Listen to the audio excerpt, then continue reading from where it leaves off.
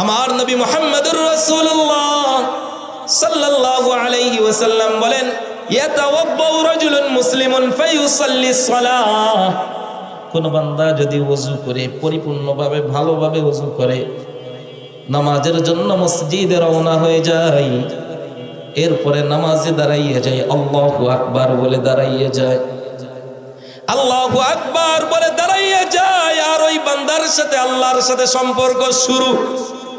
সুবহানাল্লাহ বলেন না?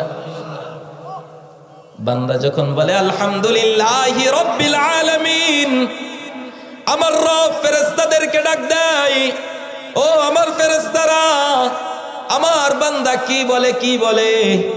ফেরেশতারা বলে, আল্লাহ আপনার বান্দা হামিদানি রব্বি, আপনার প্রশংসা করতেছে।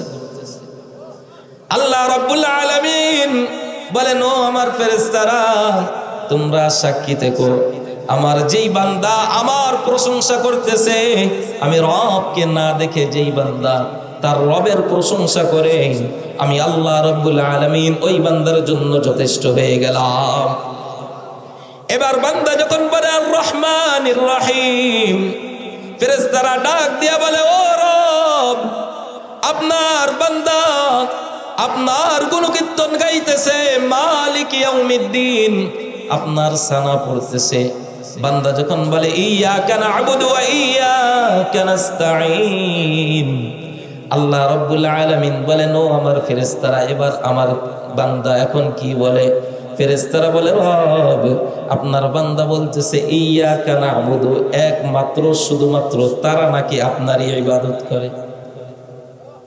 আপনার বান্দা বলে ইয়াকা না'বুদ, আপনার বান্দা বলতেছেন তারা নাকি একমাত্র শুধুমাত্র আপনারই ইবাদত করে। আল্লাহ বলে, তাই নাকি? ফেরেশতাদেরকে বলে, দেখো ফেরেশতারা এখন কি বলে? বান্দা বলে, ওয়া ইয়াকা নাস্তাঈন, ও আমার রব আপনার ইবাদত করি, আপনার কাছেই সাহায্য চাই।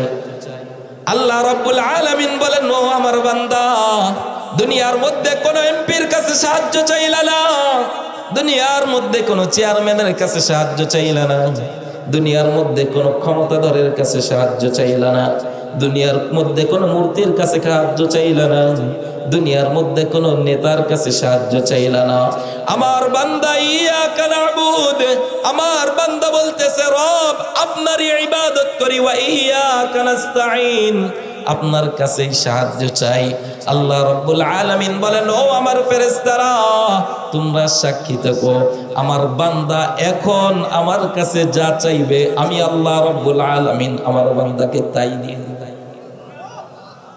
এবার আমার বান্দা বলে, আল্লাহ চাওয়ার পালা এখন শুরু। কি চাবো কি চাবো?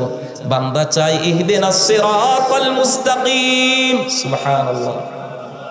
বান্দা বলে ইহদিনাস সিরাতাল মুস্তাকিম, আল্লাহ মুস্তাকিমের পথে চলতে চাই, হিদায়াতের পথে চলতে চাই। আল্লাহ বলে গ্যারান্টেড, কবুল। এবার বান্দা বলে সিরাতাল্লাযীনা আন'আমতা আলাইহিম, আল্লাহর কাছে বান্দা চাই, ও আমার রব আপনি যাদেরকে পুরস্কৃত করেছেন তাদের পথে আমি চলতে চাই। আল্লাহ বলেন এটাও কবুল। বান্দা বলে গায়রিল মাগদুবি আলাইহিম ওয়ালাদ-দাল্লিন, আল্লাহ আপনি যাদেরকে লাঞ্ছিত করেছেন তাদের পথে আমরা চলতে চাই না। আল্লাহ বলেন এটাও কবুল। আল্লাহ রাব্বুল আলামিন ফেরেশতাদেরকে বলেন, ও আমার ফেরেশতারা, আমার বান্দা এখন আমার কাছে যা চাইবে আমি আল্লাহ রাব্বুল আলামিন তাই কবুল করে নিব। এজন্যই আল্লাহ রাব্বুল আলামিনকে নামাজের মাধ্যমে ডাকা, নামাজের মাধ্যমে ডাকা। যেই বান্দা নামাজি হয়ে যায় ওই বান্দার আর কোনো ভয় থাকে না, আর কোনো ভয় থাকে না।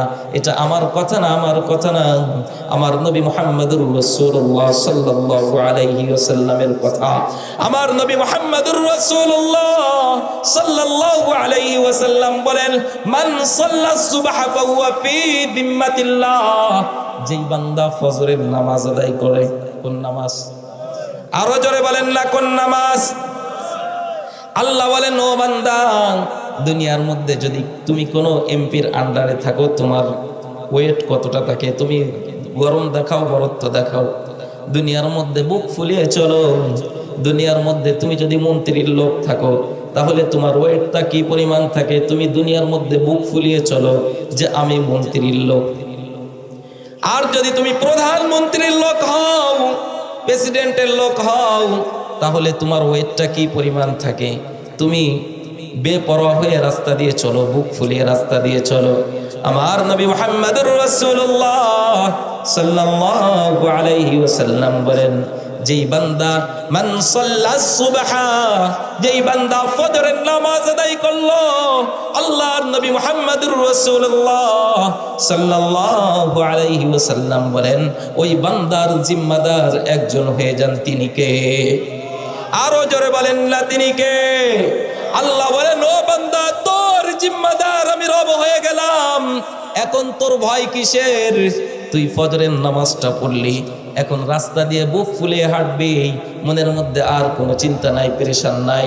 এখন আর তোর কোনো চিন্তা নাই, সন্ধ্যার মধ্যে মারা গেলে আমি রব তোকে বেঈমান বানাই মারবো না।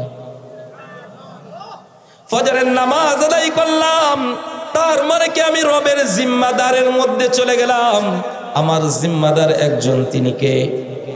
আল্লাহ বলেন, বান্দা এবার শুধু ফজর না, আর একটা আমল কর, আসরের নামাজের আমল কর। এবার বান্দা ফজরের সাথে আর একটা ওয়াক্ত নামাজ পড়, আসরের নামাজ আদায় কর। যদি আসরের নামাজ আদায় করতে পারো, বান্দা তোমার জন্য আর একটা পুরস্কার, আর একটা পুরস্কার।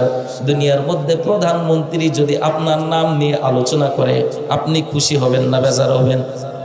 ডক্টর ইউনূস যদি আপনার নাম নিয়ে আলোচনা করে, আপনি খুশি হবেন না বেজার হবেন? পুলিশ অফিসার যদি আপনার নাম নিয়ে আলোচনা করে, আপনি খুশি হবেন না বেজার হবেন?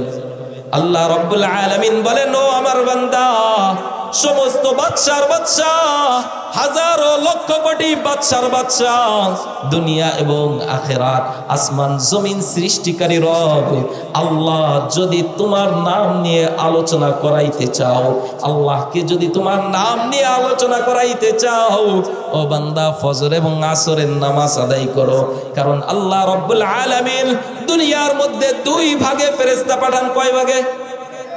আরো জোরে, কয় ভাগে? ফজরের সময় একদল ফেরেশতা পাঠান, এরা আসরের সময় চলে যায়। আসরের সময় একদল ফেরেশতা পাঠান, এরা ফজরের সময় চলে যায়। ফজরের সময় যেই দল ফেরেশতা আল্লাহর জমিনে আসে, আসার পরে আসরের সময় চলে যায়।